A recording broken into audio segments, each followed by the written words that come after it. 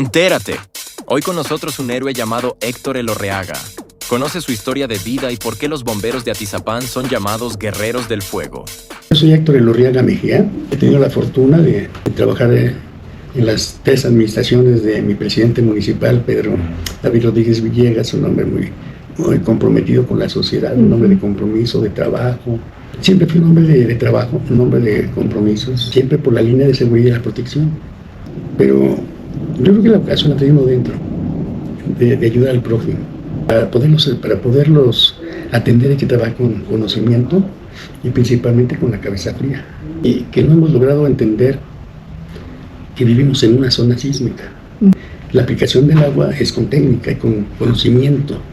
El legado que se tiene que dejar como tal es que la gente vea la perspectiva real de lo que es el trabajo y el servicio del bombero. ¿Qué le podemos dejar a la gente? Que aprendan a que todo tiene que ser un trabajo en equipo.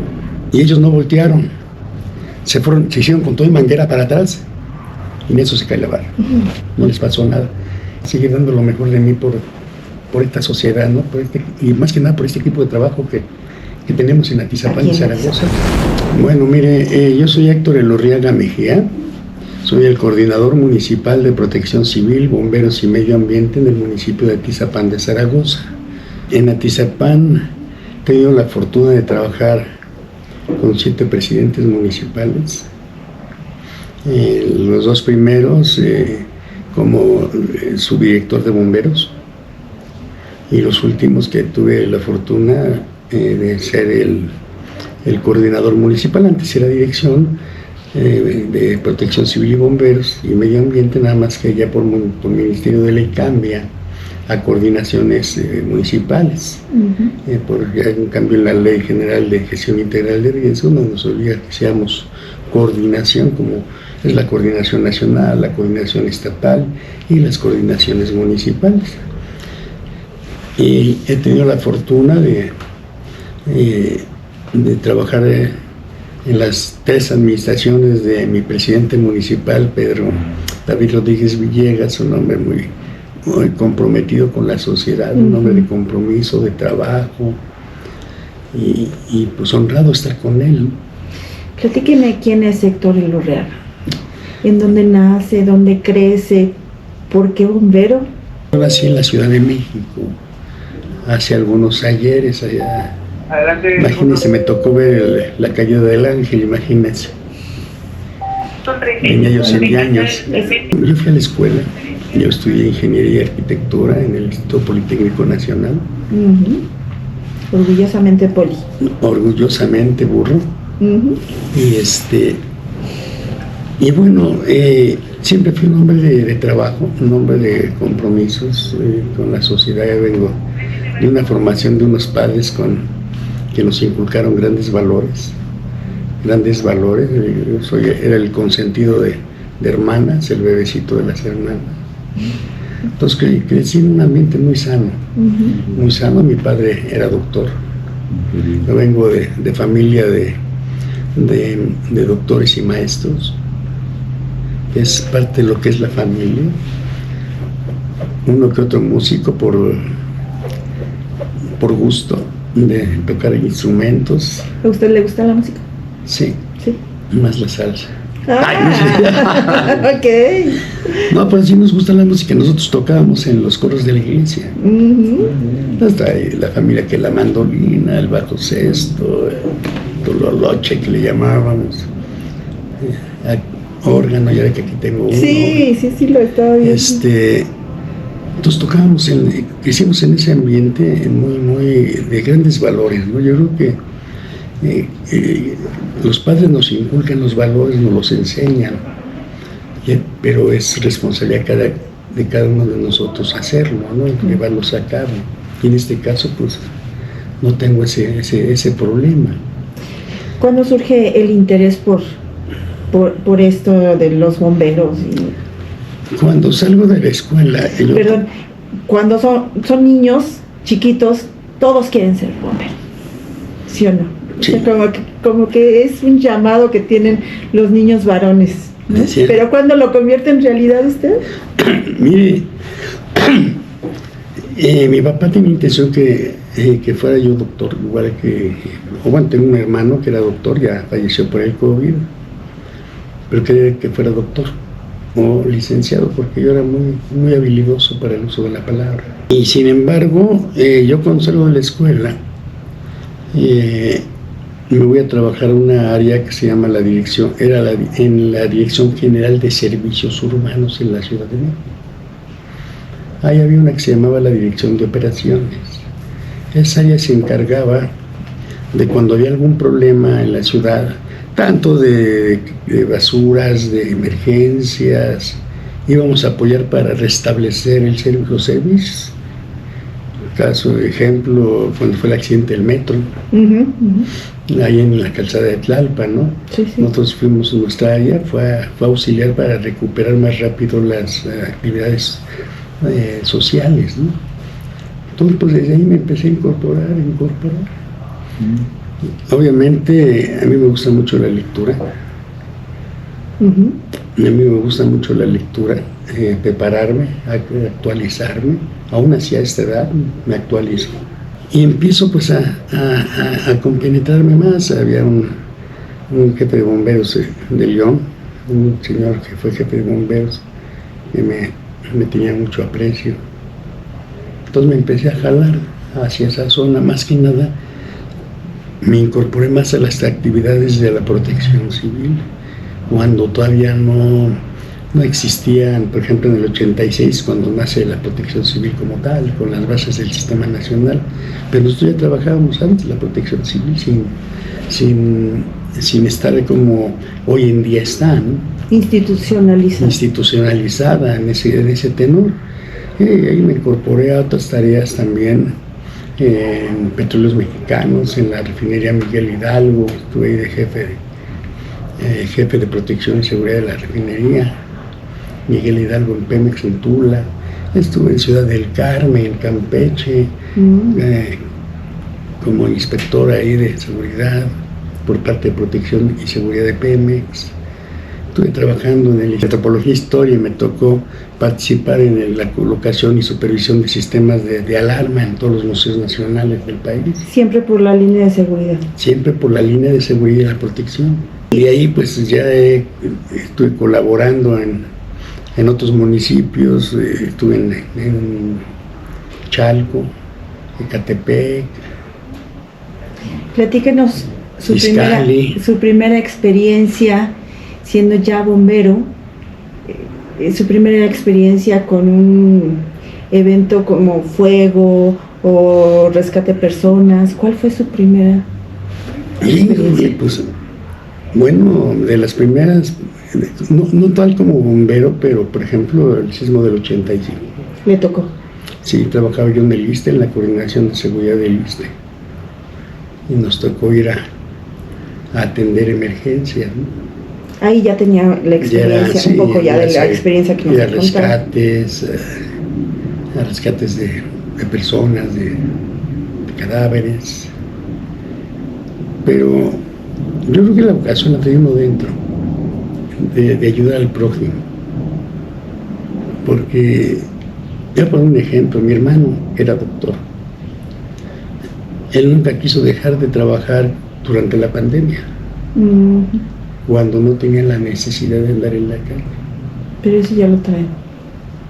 Entonces me decía, oye hermano, ¿por qué sales? Sí. Tú ya tienes tus nietos, disfrútalos. No, hermano, la gente me necesita. Y ella andaba en la calle, se contagió y se fue. Entonces yo creo que es lo que uno trae. Hay cosas que sí impactan, por supuesto hay aspectos que sí impactan, pero nosotros como gentes del fuego, lo que hacemos es pensar con la cabeza, no con el corazón. Entonces la emergencia se trabaja con inteligencia, se trabaja con conocimiento, porque los impulsos pues nos hacen cometer errores.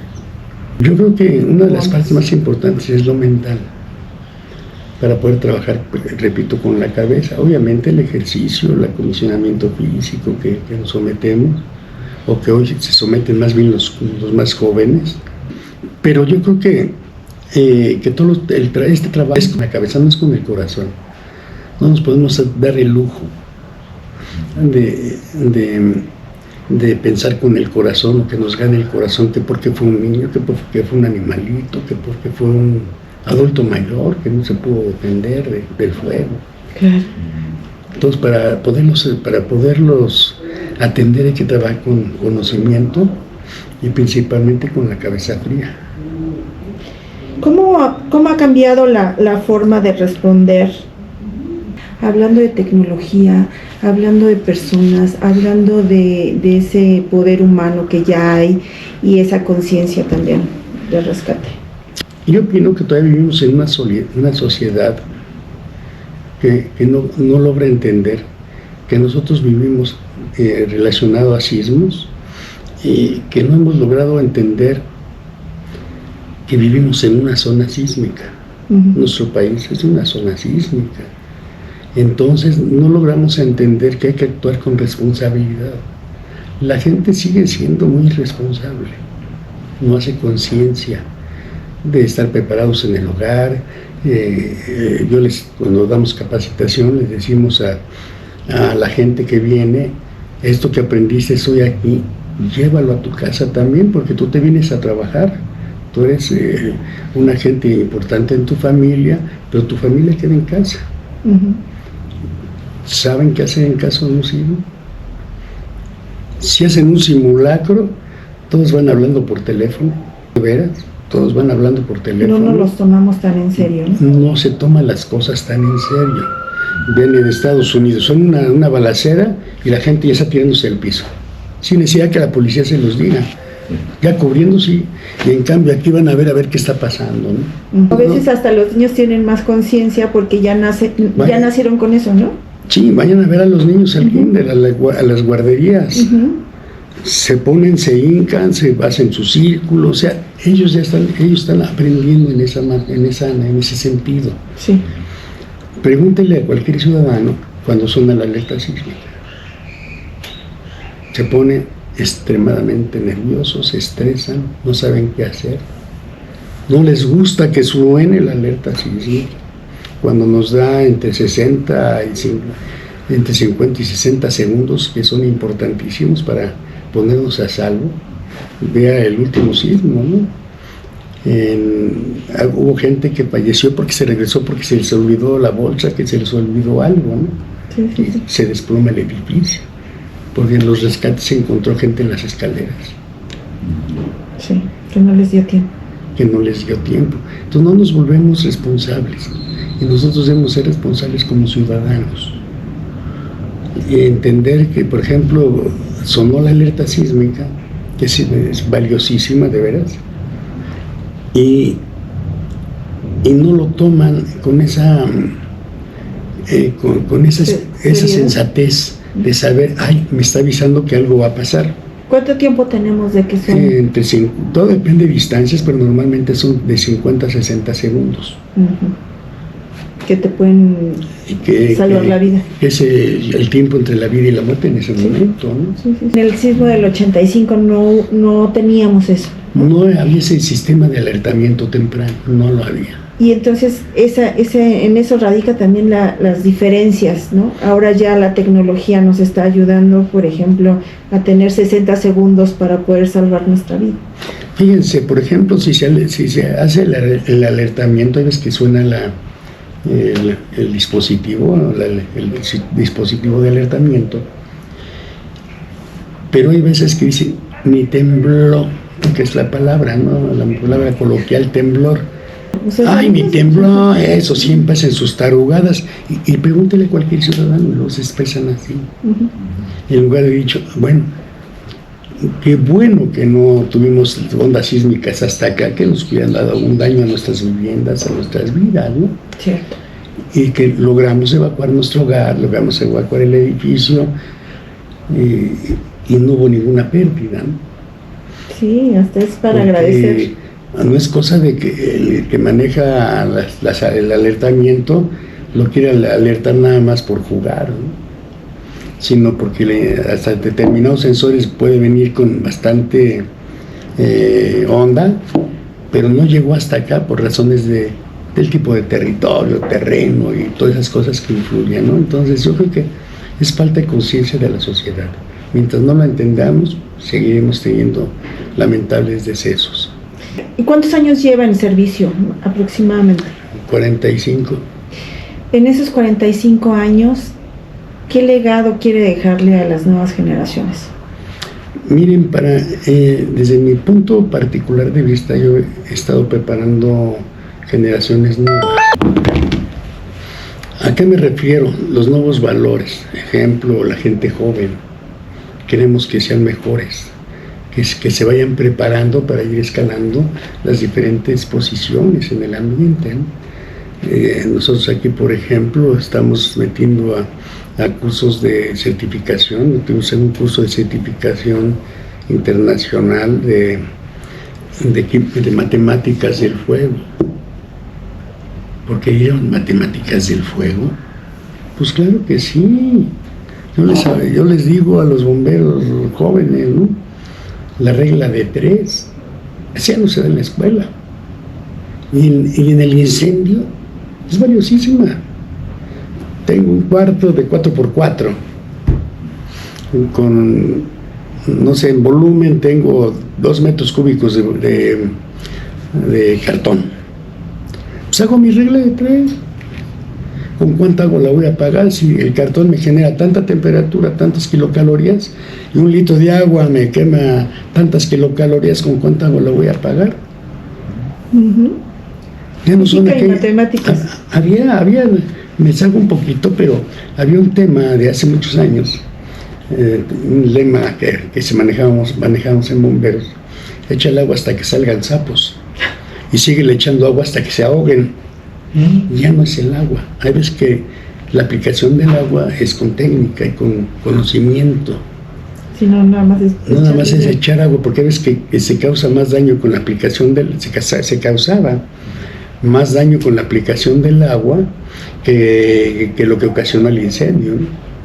Porque a lo mejor era un mueble que se estaba quemando y le rociaron toda la casa, la casa ya tenía temperatura, le echan agua, se hace un choque térmico, el acero, pues como cuando nos da un escalofrío, ¿no? Sí, claro. Entonces puede fallar, o dañamos la losa por absorción, por filtración del agua, ¿no? Entonces hay que saberla aplicar. Entonces sirven las matemáticas. ¿Qué estudia un bombero? Bueno, para empezar, el bombero tiene que tener cierta preparación, mínimo la preparatoria, mínimo, para que pueda hacer razonamientos matemáticos, de química, de física. Por ejemplo, aquí les damos comportamiento del acero. Oiga, entonces no aplica el voy a estudiar bombero porque no me gustan las matemáticas. No debe de aplicar. Yo creo que hay que fortalecer a los muchachos. Para su propio crecimiento, ¿no? Aquí le estamos dando, ahorita estamos en un curso de certificación de rescate en alturas, de escaleras, de primer nivel, segundo nivel, y todo con certificación internacional. Hablábamos de su legado, el legado que les va a dejar a las nuevas generaciones. Me gustaría que me platicara más sobre ese legado que quiere dejarles a ellos. Mire, yo creo que el legado que se tiene que dejar como tal es que la gente vea la perspectiva real de lo que es el trabajo y el servicio del bombero, pero bajo una visión más amplia de preparación, porque yo no quiero que lo que tengo en la cabeza se lo lleve el viento. Pues de qué me sirve, ¿no? Haber aprendido tanto, de haber estudiado tanto, y que me lo lleve yo, ¿no? Que se lo lleve el tiempo, ¿no? Entonces el legado que yo quiero es que ellos vean ejemplos de trabajo, de dedicación, pero sí con esa visión de crecimiento personal, que sepan actuar en caso de por qué las cosas se están dando. Hay veces que la práctica dice una cosa, los libros dicen otra. Es una realidad, Yo platicaba ya que con un compañero allá de Tamaulipas, de unos decesos por allá por un incidente que tuvieron. Y yo les decía, ¿ustedes estaban trabajando adentro o ya estaban afuera? ¿Y quién estaba revisando la estructura? Entonces, ¿qué le podemos dejar a la gente? Que aprendan a que todo tiene que ser un trabajo en equipo. Yo creo que es primordial. Eso es primordial. La comunicación entre ustedes. Así es, cada quien tiene que hacer una tarea encomendada. Cuando dejamos de hacerlo, es un riesgo. Puede ser un riesgo latente o un riesgo inminente, ¿no? Entonces, alguien tiene que estar haciendo ese trabajo en equipo. Eso es lo que yo les digo a los bomberos. ¿Cómo se forja un bombero? A tablazos. No es cierto, no es cierto. Me hay que escuchar.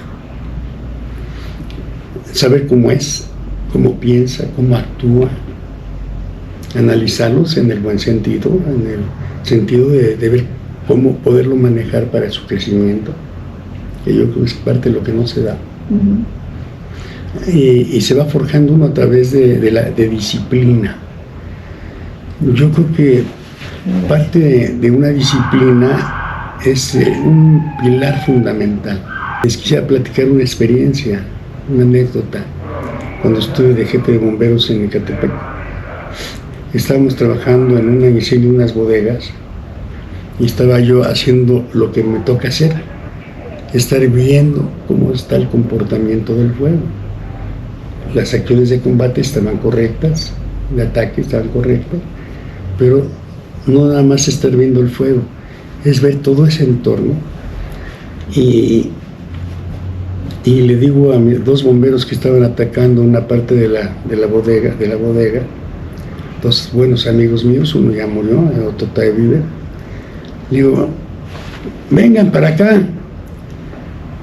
Y ellos no voltearon. Se hicieron con todo y manguera para atrás.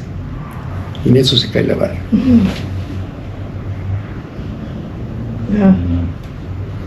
Que estaba yo viendo que los nodos estaban fallando. Y ya empezaban a haber perdido esa rigidez. Y ya estaban con una torsión. Dije, eso ya se va a caer cuando les pegue el agua. Y sonó el vapor y todo ello les va a pegar. Pero así, al minuto se cayó la barda. Ni siquiera me voltearon a ver, Ellos escuchan esa disciplina, de saber que yo les estoy hablando es por algo. Esa preparación se hacen hacia atrás y cae la barda. No les pasó nada. Y ya volteó ahora otra vez cómo está, ya después de que se levantó el polvo y todo eso. Y yo, ¿qué? Ya les dio miedo al fuego, órale, vámonos para adentro, muchachos, yo los acompaño. Y seguir revisando por adentro. Esa es parte de la disciplina. Y de la experiencia que también usted tiene. Entonces uno tiene que transmitirle a la gente eso. Ya que estuvo más tranquilo el tema, ya se había controlado y apagado el incendio, ya los llamé. Mira, esto pasó, esto pasó, véanlo, observen, ven este cuadro todo quemado. Pues miren, por aquí están los índices de temperaturas, de fuego, ¿por qué? ¿Por qué se colapsó? ¿Por qué torsionó hacia el centro? ¿Por qué torsionó lateral? Entonces explicarles todo ello para que ellos tengan una visión diferente de un incendio y de una emergencia. ¿Cómo se han ido modernizando ustedes en protección civil en cuanto a mapeo, en cuanto a drones, en cuanto a capacidad de respuesta? Miren, yo he tenido la fortuna de trabajar con un Pedro Rodríguez. Sí. Un hombre con... No es por hablar bien de mi presidente, simplemente es un reconocimiento personal que yo tengo de él. Los hechos hablan, ¿no? Ahí están los hechos, exactamente. Es un hombre comprometido, es un hombre con una visión de un municipio mejor, de un municipio sustentable en este caso. Y nosotros le hemos hecho propuestas de los equipamientos que debemos de tener.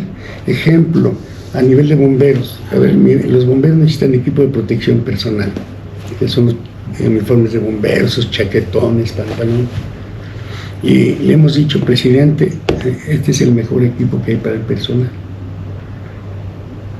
de inmediato autoriza su compra.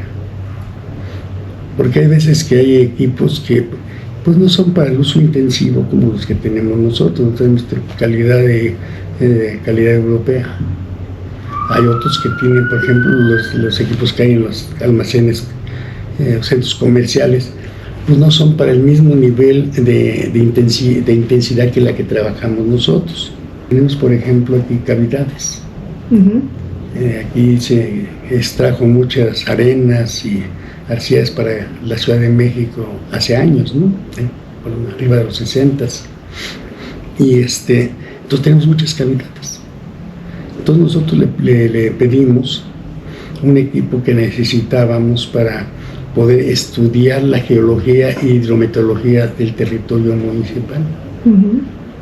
Entonces aquí ya tenemos equipo de resistividad dieléctrica, ya tenemos un DMA que nos sirve para hacer estudios hasta 300 metros de profundidad, tenemos un georradar. Entonces todo ese equipo tecnológico nos permite ya ahora sí decirle, ciudadano, tú estás en una cavidad en tal lugar, tiene tanta profundidad, tanto de techo, por tanto de ancho, vamos a rehabilitar tu zona minada para que ya tú puedas tener, porque muchas zonas son zonas irregulares. Ahorita, por ejemplo, estamos trabajando con 1,468 viviendas, pero que no pueden tener acceso a esa seguridad patrimonial por no tener escrituras. Entonces nosotros estamos ya haciéndolos con este tipo de equipo, que fue importante la inversión que hizo el señor presidente. Con este equipo ya vamos a poderle determinar, a lo mejor la casa de usted está retirada y no tiene afectación ni siquiera por arrastre de algún caído de cavidad. Su casa está bien, tenga aquí su papel de que usted ya puede seguir haciendo su trámite de escrituración con la Dirección General de Desarrollo Territorial Urbano de nosotros, y ellos ya a su vez con el INSUS, ¿no? del gobierno del estado y el gobierno federal en su casa, pero ya pueden escriturar, ya pueden tener esa seguridad patrimonial de su familia, ¿no? Entonces, señor, usted todavía no, porque usted está en una zona donde puede haber un caído de cavidades, y ¿qué vamos a hacer? Vamos a hacer la remediación, que es rehabilitar la zona para poder ya que su casa está segura. Entonces, parte de las inversiones que hace mi presidente. Y que muchas veces la ciudadanía ni siquiera sabemos que existe. Y dicen en algunos otros casos de otros políticos, ¿no? Es que eso no vende, porque no se ve. Y mi presidente no le apuesta a eso. Mi presidente le apuesta a la seguridad de los atizapenses, a restituirles ese documento que requieren para su escrituración, que tengan certeza jurídica de su vivienda, ¿no? Sí, no nada más le apuesta a la seguridad pública, sino también a la seguridad patrimonial y a la seguridad del espacio, ¿no? Así es. Nosotros aquí, por ejemplo, tenemos todo el equipo que tenemos aquí nosotros en la coordinación de ese equipo propio. Todas las máquinas que ven, las pipas, todo ese equipo nada arrendado, propio. Nada. Nosotros no tenemos arrendado nada. Porque me dice, mira, tengo una máquina nueva. Pues sí, pero no es tuya, ¿no? Es prestada, al final de cuentas. Claro. Al final de cuentas, ¿no? Muchos municipios se quedaron así al cambio de administración, porque no podían seguir arrendando, entonces se llevaron las máquinas que estaban arrendadas y mientras, ¿con qué trabajas, no? Claro.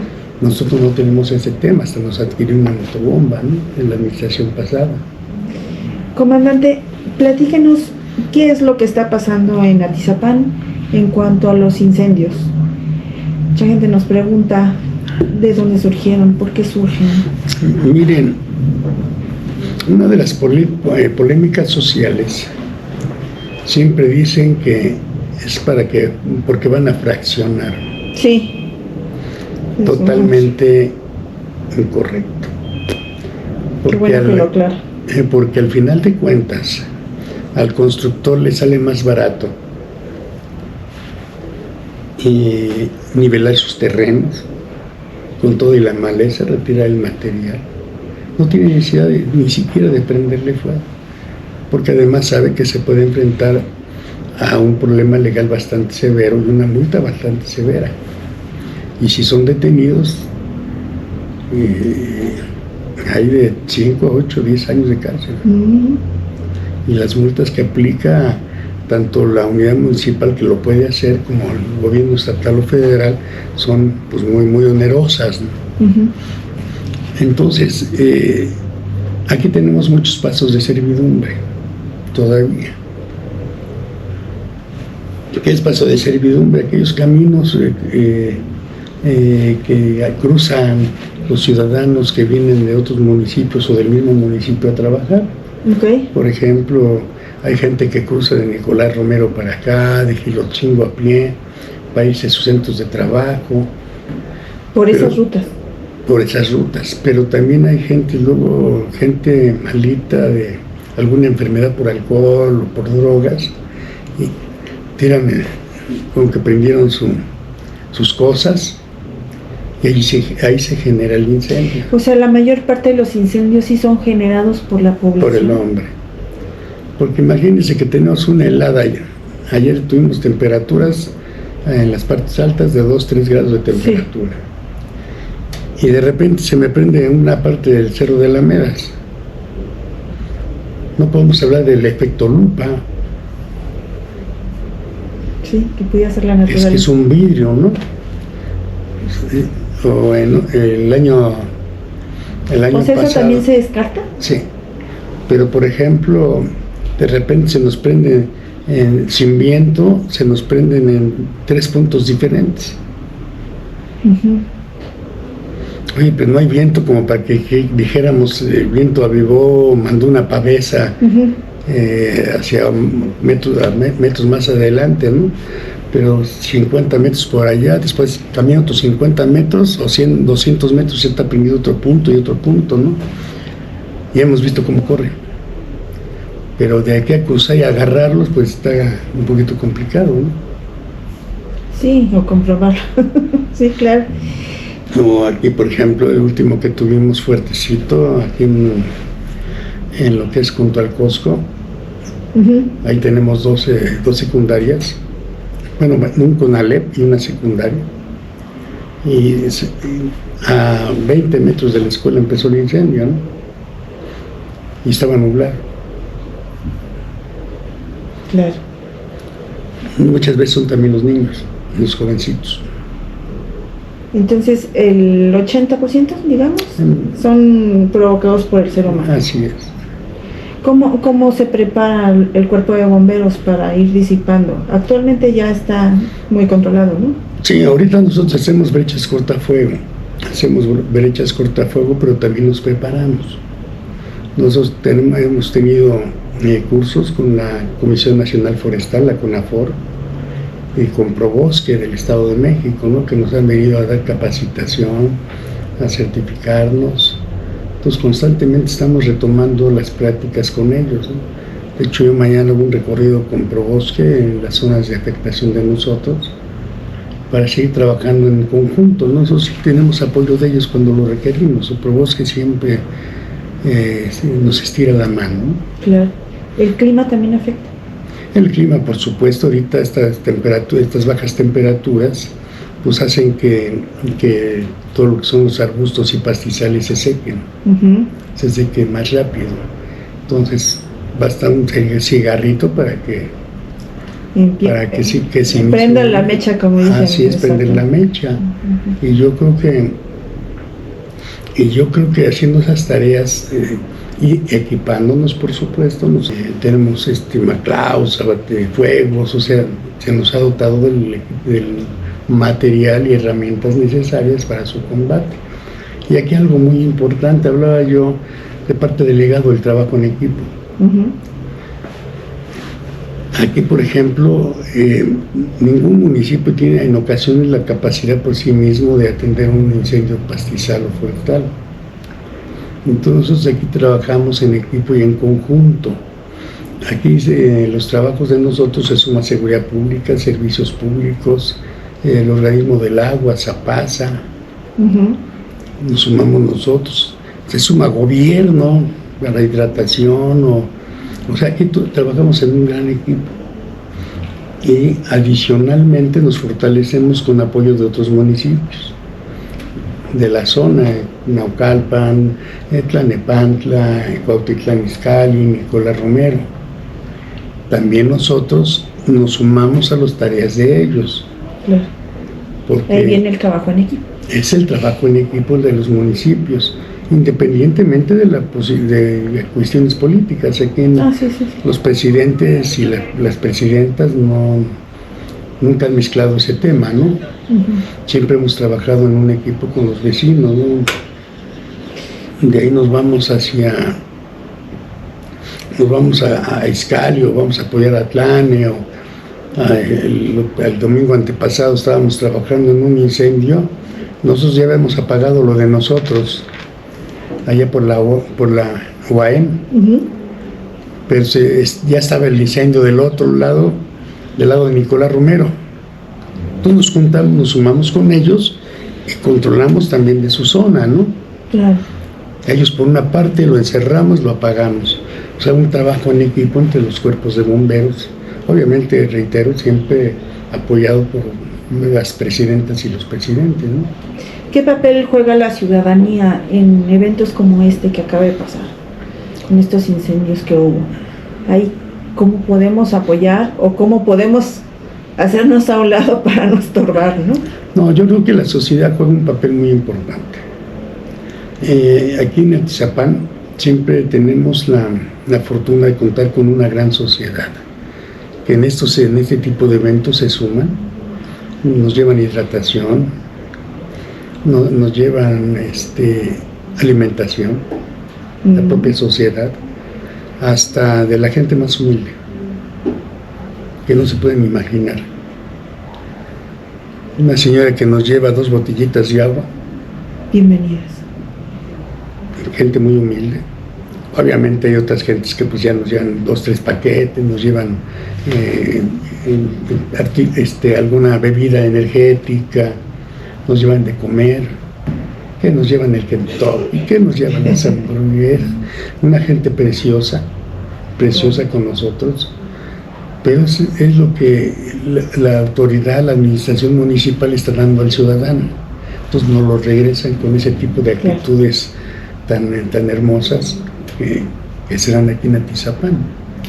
¿Qué medidas concretas recomienda hoy a los habitantes de Atizapán para reducir estos riesgos y proteger nuestras zonas? Mire, yo les he estado comentando en las zonas cercanas a pastizales, hay veces que tienen baldíos a un lado o tienen parte del cerro a un lado. Entonces yo les he pedido que la mayoría tienen jardineros, principalmente en la zona Esmeralda. Yo les he pedido que pues con su personal que da mantenimiento a sus áreas verdes, pues que también vayan a hacer unas brechas cortafuego, o sea, de 5 o 6 metros alrededor de sus viviendas, pero que no me dejen ese material ahí, que sea recogido. Sí. Que sea recogido, porque si no, pues ahí dejamos un material muy bueno. Flamable. Así es, para que crezca, ¿no? Un incendio. Pero sí, eso se los hemos estado recomendando, porque eso nos facilita a nosotros también, que ya no me preocupe por las casas, sino por el control del incendio ya en lo general, ¿no? Claro. Me gustaría retomar un poquito su carrera. Me gustaría que nos platicara ese orgullo que sintió cuando lo nombraron honoris causa, como un reconocimiento a su labor de tantos años. Bueno, mire, yo decía, qué bueno que fue en vida. Claro, son los mejores homenajes. Entonces, pues yo tuve la fortuna, pues, de que fuera yo considerado, y yo le platicaba a algunos, y que dentro de la humildad siempre debe ser uno grande. ¿Por qué razón? De todos los que recibimos el doctor honoris causa en esa ocasión, pues yo era el servidor público de menor nivel, pero de gran grandeza. De veras, yo era el de más mínimo nivel. Había gente de la presidencia de la República, gente del gobierno de la Ciudad de México, otros grandes maestros que algunos de ellos lo conocí muy bien, y uno que fue procurador, un gran hombre, fue el procurador del distrito. Entonces yo era el más humilde de todos.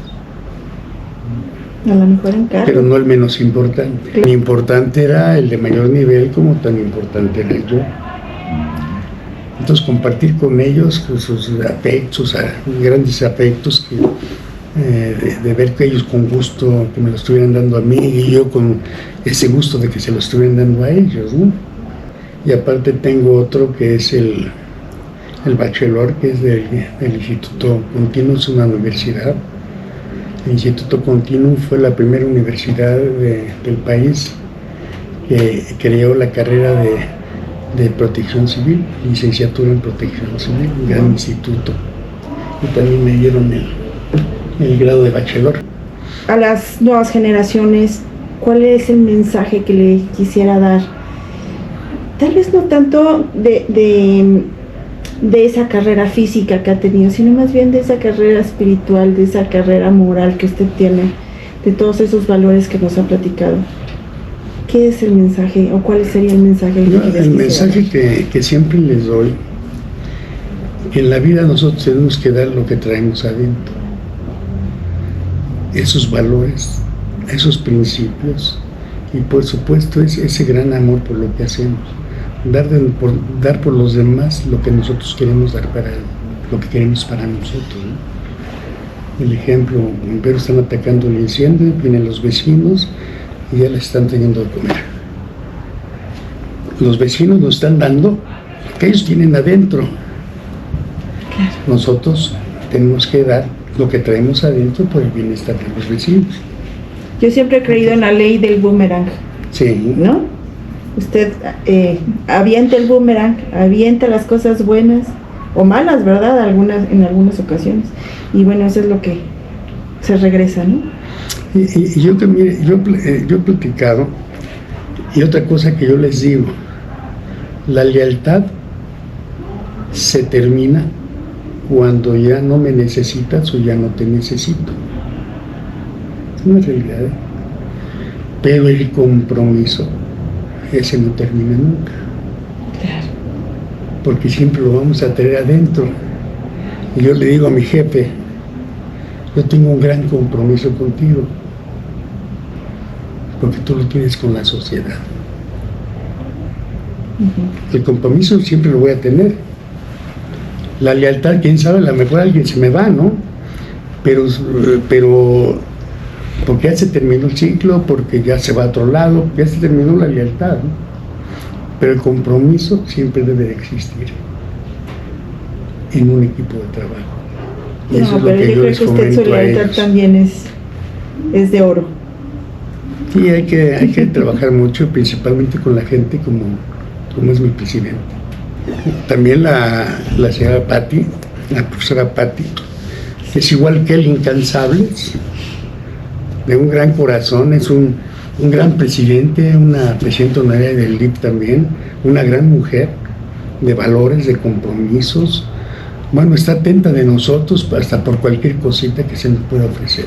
Una acción que hizo hace un par de meses, que le llamaron que había un gatito en un árbol y les llamó a ustedes precisamente, que ya en la noche creo, y ella les llamó a ustedes, sí. Y ahí va ella. Y se quería subir. Sí. No, espérese, profesora, no, por el amor de Dios, no, espérese, no usted. No porque no lo pudiera hacer, sino se incrementa el riesgo para ella, en el sentido de que estaba un poquito elevado y hay que saber manipular a un gato estresado en el árbol. Porque te tiran los rasguños o la mordida. Entonces hay que saber cómo agarrarlos, cómo detenerlos, cómo tranquilizarlos y bajarlos y entregarlos, y ya se bajan tranquilos, ¿no? Pero se quería subir a bajar el gatito. Sí, y ahí movilizó al cuerpo de bomberos para que la acompañaran. No, pues sí, es una gente muy preocupada. No, pero bueno, es un ejemplo. Preocupada y ocupada. Es un ejemplo de lo que hace, si eso hace con un gato, ¿qué es lo que hace con la gente? Yo recuerdo cuando recibió el licenciado, Pues todos los centros de atención del DIF estaban abandonados. Hoy ya todos los echó a andar la maestra Patti. Sí. Imagínense el compromiso que tiene con la sociedad. Así es, así es. Todo lo mandó, todos los volvió a volver a poner en operación. Comandante, hace un momento me decía que a usted le gustaba mucho leer. ¿Cuál es su libro favorito? ¿Cuál lo identifica como persona? Mire, a mí me gusta mucho un libro de grandote de muchas páginas, católico. La Biblia. Todos los días me levanto y doy gracias. Regreso, doy gracias. Como doy gracias. En alguna vez hace muchos años, nada más tenía frijoles para comer en mi casa un día. Otro se hubiera desesperado y hubiera echado pestes y centellas. Y yo, dimos gracias a Dios, comimos frijolitos con tortillita remojada. Hace mucho. Agradecer en lo poco. Entonces, me decía mi mujer que, mira, viejito, tenemos frijoles, hay gente que no. Vamos a comer frijolitos, vente ahorita. Se puso a limpiar, como eran las 3:30 de la tarde y me hablan, ya está tu cheque. Y fui el último cliente que entró al banco a cambiar mi cheque. Y ya le había agradecido por los frijoles. Y nunca me ha dejado sin comer. Ni a mí ni a mi familia. Gloria a Dios. Pero también compartimos. Usted no sabe, hay veces que compartimos con la gente, ¿no? Gente que no sabe, no tengo para mi medicina. Sí. Le llevamos su medicina. No la tengo, le hablo a Miss Patti, oiga, Miss Patti, fulanito se le quemó su casa y no tiene que. Luego está mandando a llevar ese apoyo, igual con el presidente, ¿no? Y dicen, saca de su bolsa para algunas cosas de los ciudadanos, ¿no? Y eso lo ha reflejado en su equipo. Y ahí está, ¿no? Y ahí está el ejemplo que él nos da, ¿no? Él y Miss Patti nos dan ejemplos, ¿no?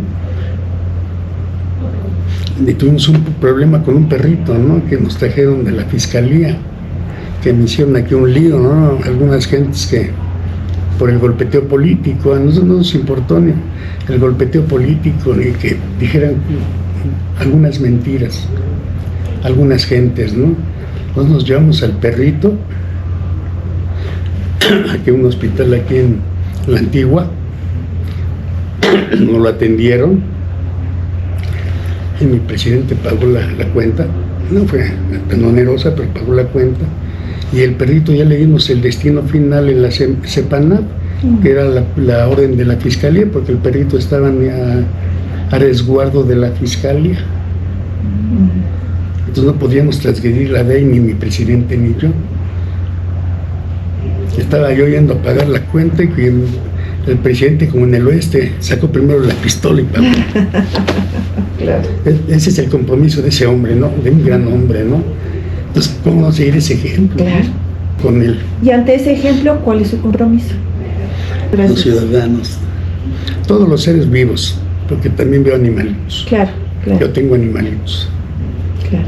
Yo tengo animalitos también, me encanta. Eso sí duermen conmigo, ¿eh? Son chiquitos. Comandante, pues muchísimas gracias por estos minutos. Ojalá podamos tener en otra ocasión otra entrevista. Mi admiración y mi respeto hacia su trabajo, hacia usted. No, yo aprecio infinito esos comentarios, esos me motivan más, me comprometen más a seguir dando lo mejor de mí por esta sociedad, ¿no? Y más que nada por este equipo de trabajo que tenemos en Atizapán de Zaragoza. Es un sinónimo de buen gobierno. Claro. No nada más de gobernar, sino de buen gobierno. Ese es lo más importante, ¿no? Muchas gracias. Zona Esmeralda se mueve. Tú solo entérate.